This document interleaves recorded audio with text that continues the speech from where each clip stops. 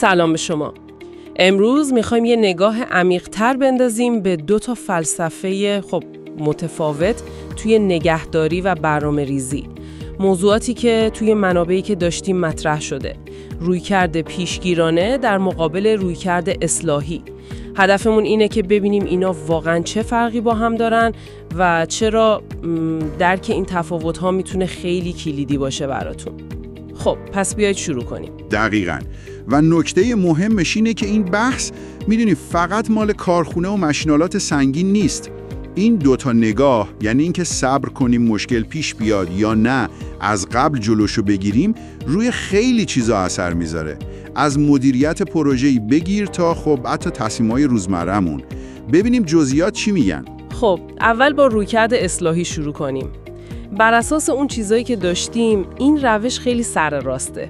یعنی یه مشکلی پیش میاد، یه چیزی خراب میشه، بعد ما وارد عمل میشیم که درستش کنیم.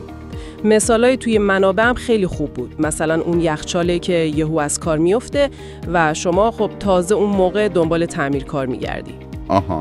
یا تو صنعت پمپی که اونقدر کار میکنه تا دیگه صداش در بیاد یا کلاً متوقف شه. انگار شعارش اینه تا خراب نشده بهش دست نزن. کاملا واکنشیه. یعنی شما عملا منتظر بحرانی تا مدیریتش کنی. یکی از نکته‌های کلیدی تو منابع هم همین بود که این یعنی واکنش به بحران. و این فقط تعمیر نیست، اغلب شامل مدیریت پیامدهای اون خرابی هم میشه. ریسک توقف‌های برنامه‌ریزی نشده خیلی بالاست و جالبه که منابع اشاره میکنن گرچه شاید تو کوتاه مدت کم هزینه‌تر به نظر بیاد. آره به ظاهر اینطوره. ولی هزینه‌های پنهانش زیاده، مثل اتلاف وقت، تولیدی که از دست رفته یا مثلا آسیبی که به بخش‌های دیگه میزنه. اینا میتونه خیلی سنگین‌تر باشه. خب حالا بریم سراغ نقطه مقابلش، یعنی روش پیشگیرانه. اینجا دیگه داستان کلاً فرق میکنه. دیگه منتظر نمیمونیم چیزی خراب بشه. به نظرم اینجا بحث خیلی جالب‌تر میشه. به قول یکی از منابع انگار داریم میگیم نمیذارم اصلا کار به اونجا بکشه. یعنی چی؟ یعنی به طور منظم، طبق یه برنامه، حتی وقتی همه چی داره عالی کار میکنه. حتی وقتی ظاهراً مشکلی نیست. دقیقاً. حتی وقت مشکلی نیست میریم سراغ سیستم ها، بازرسی میکنیم، سرویس میکنیم، قطعه هایی که عمر مفیدی دارن رو عوض میکنیم. مثال هاش هم آشناست نه؟ آره. همون سرویس دوره‌ای ماشین هر چند هزار کیلومتر.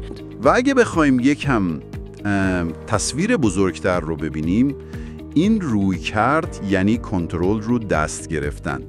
هدف اصلی اینه که اصلاً مشکل به وجود نیاد. همونطور که تو مقایسه های منابع هم اومده بود، این روش معمولاً تو بلند مدت هزینه‌اش کمتر در میاد. درسته. چون جلوی اون تعمیرات گنده و پرهزینه رو میگیره، توقف‌های ناگهانی رو کم میکنه. این یعنی مدیریت فعالانه ریسک. البته چالش خودش هم داره. مثلا گاهی سخت توجیه کنی چرا باید برای چیزی که هنوز خراب نشده هزینه کرد. آره این هست. یا شاید یه کاری انجام بشه که ضرورتی هم نداشته باشه، ولی هدف نهایی پایداری بیشتر، قابلیت اطمینان بالاتره. پس اگه بخوایم یه جمع‌بندی خیلی سریع از تفاوت‌ها داشته باشیم، اصلاحی بعد از اینکه مشکل پیش اومد انجام میشه با هدف رفع اون مشکل. ولی پیشگیرانه قبل از اینکه مشکلی پیش بیاد انجام میشه با هدف جلوگیری از اون مشکل.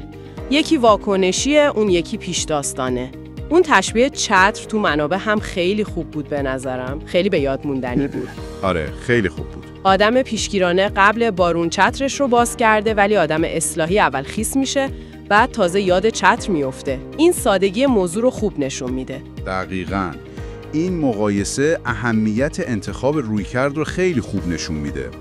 پیشگیری یعنی برنامه‌ریزی، یعنی نگاه به آینده، یعنی کنترل، در حالی که اصلاح بیشتر شبیه مدیریت بحران‌های غیرمنتظره است. و اینجاست که شما باید از خودتون بپرسید توی کارها و پروژه‌هاتون کدوم رویکرد غالبه؟ آیا جاهایی هست که با یکم تفکر پیشگیرانه بشه جلوی بعضی دردسرهای احتمالی آینده رو گرفت؟ منابع نشون میدن که خیلی وقتا یه ترکیبی از هر دو لازمه، ولی کفه ترازو به کدوم سمت سنگینی میکنه؟ و جالبه که این انگار فقط یه بحث فنی و مدیریتی نیست، نه؟ یه جور الگوی فکری انگار. دقیقاً. دقیقاً.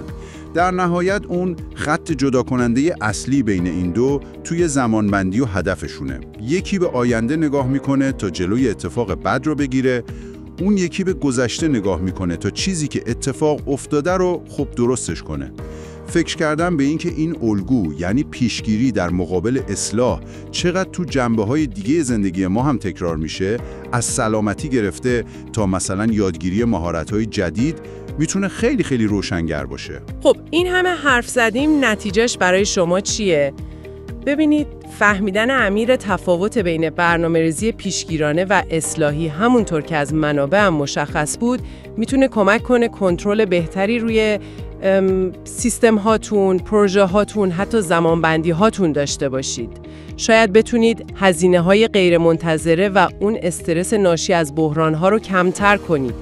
و به عنوان یه نکته نهایی برای فکر کردن، شاید وقتش رسیده که به نگهداری پیشگیرانه نه فقط به عنوان یه استراتژی برای ماشین‌ها و تجهیزات، بلکه به عنوان یه طرز فکر نگاه کنیم.